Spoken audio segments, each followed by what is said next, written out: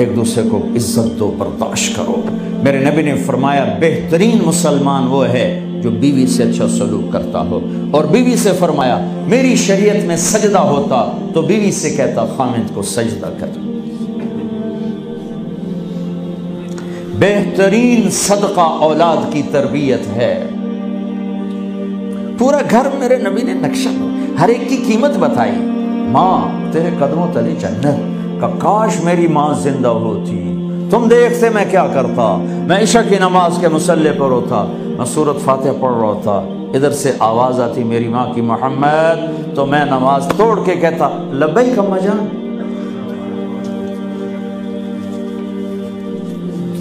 باپ کا تیرے جنت کا دروازہ ہے، باپ تیری جنت کا دروازہ ہے، کھولنا توڑنا نہیں، کھولنا توڑنا نہیں، توڑ دیا تو جنت میں نہ جا سکو گے۔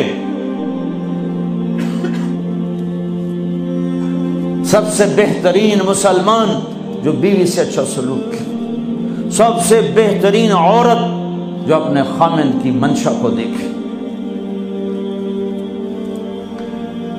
پھر آپ نے ایک عجب بات فرمائی جو معاشرے میں بہت بوجھ بنتا ہے جس کا، ہاں بھائی تمہیں ایسا صدقہ بتاؤں جس سے بڑھ کے کوئی صدقہ نہیں، تمہیں ایسا صدقہ بتاؤں جس سے بڑھ کے کوئی صدقہ نہیں۔ انہوں نے کہا جی کیا؟ کہا الابنۃ المردودہ، جس کی بیٹی کو طلاق ہو گئی یا بیوہ ہو گئی اور گھر واپس آ گئی ماں باپ کے، یا ماں باپ نہیں ہے تو بھائی ہیں، وہ ایک بوجھ بنتی ہے ماں باپ پر بھی، اور بھائی تو ویسے ہی باغی ہو جاتے ہیں۔ میرے نبی نے فرمایا اس بچی پہ خرچ کرنا کائنات کا سب سے افضل صدقہ ہے۔ گھر، ایک گھر کیسے چلتا ہے؟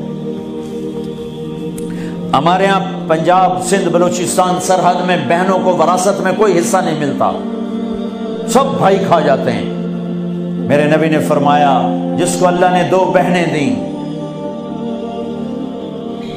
اس نے ان کا حق ادا کیا، شادی کی حق ادا کیا۔ ماں باپ کی وراثت میں سے ہوتا ہے، اگر میں نے کوئی خود کمایا ہے اس میں بہنوں کا حق نہیں، ماں باپ سے اگر 1 روپیہ بھی آیا ہے تقسیم کیا جائے گا۔ جس نے بہنوں کا حق ادا کیا، شادی کی حق ادا کیا، اس پہ جنت واجب ہو گئی۔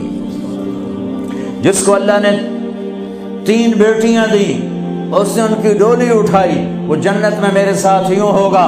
ایک بولے، اگر 2 ہوں، کہ جس نے 2 بیٹیوں کی شادی کی وہ بھی ایسے ہوگا۔ اللہ بھلا کرے۔ ایک صحابی کا، کہ جس کی 1 ہو، کہ جس کی 1 ہے، اگر اس نے اس کو عزت سے رخصت کیا تو وہ بھی میرے ساتھ ایسے ہی ہوگا۔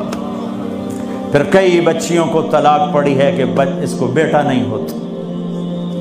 یہاں آنے سے پہلے کا واقعہ، پنڈی سے بچی رو رو برا حال اس کا، میں تو فون سنتا ہی نہیں ہوں ایسے کہ میرا تو کلیجہ پھٹ گیا ہے۔ ہے کہنے لگی کہ سسرال نے کہا تھا بیٹی ہوئی تو طلاق دے دیں۔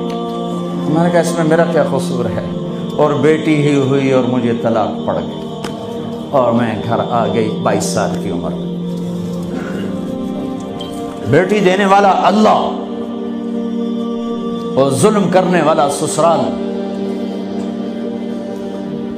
میرے نبی کو اللہ نے بیٹے دے کے اٹھا لیے، قاسم اٹھا لیے، عبداللہ اٹھا لیے، ابراہیم اٹھا لیے۔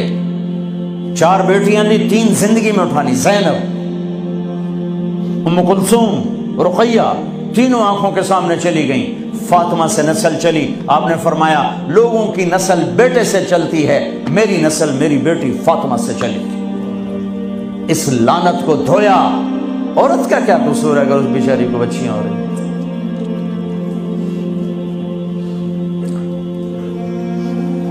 جس نے اپنی بہنوں کو حق ادا کیا، جس نے بیٹیوں کو ڈولے میں بٹھایا، ان کا حق ادا کیا، کہ جنت میں یوں ہو جائے گا۔ بہنوں کو دینا اتنا ضروری ہے، حرام ہو جاتی ہے روٹی۔ میں نے مولانا جمشید صاحب میرے استاد ہیں، میں نے ان سے تفسیر پڑھی۔